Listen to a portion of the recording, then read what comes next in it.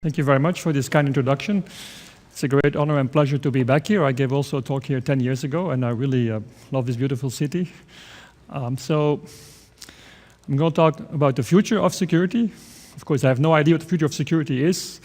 There is a quote from Niels Bohr, which has prediction is very difficult, especially of the future. And so I have no idea what's going to happen.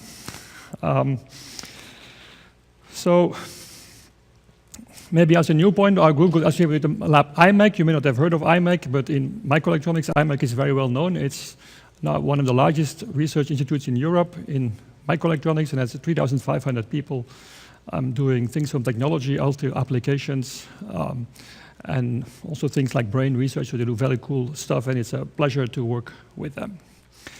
So first, I plan to do a more technical talk on the Snowden documents.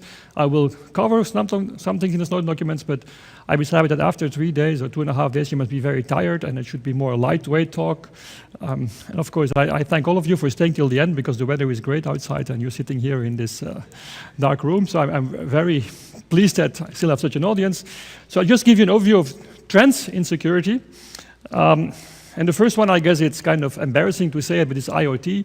Of course, already 5-year trend, but I know that there was a first keynote on IoT security and privacy. There was one on sensor networks. So I can be very brief. You know what I'm talking about. This is the next wave of IT revolution, and it's coming to us. It's all about wearables, about sensors, and so on. So this is, and the magical year we believed where this all will happen, we told all will happen, is 2020.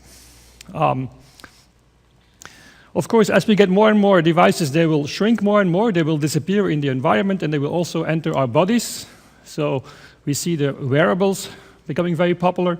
And some work in IMEC, but also in Berkeley, which is an ex-collaborator of IMEC, Jan Rabai, they actually work on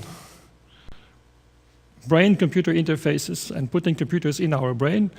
In the first instance, this is for people with diseases, so you want to cure the diseases. But of course, in the future, this will all be for extending our memory and extending our computational power. I'm really looking forward to this, to get the memory extension by the time I get older, so I will not forget everything anymore. It will be great.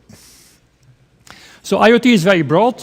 It goes from smart dust, and then we think of very tiny processors, very tiny things, to an entire city. Smart city, this is also being called IoT. So it's actually something between dust and cities and everything in between.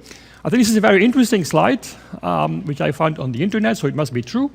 So there is several organizations which made predictions about how many IoT devices we would have by 2020. And what is interesting is the range they provide. So Gartner, who is kind of a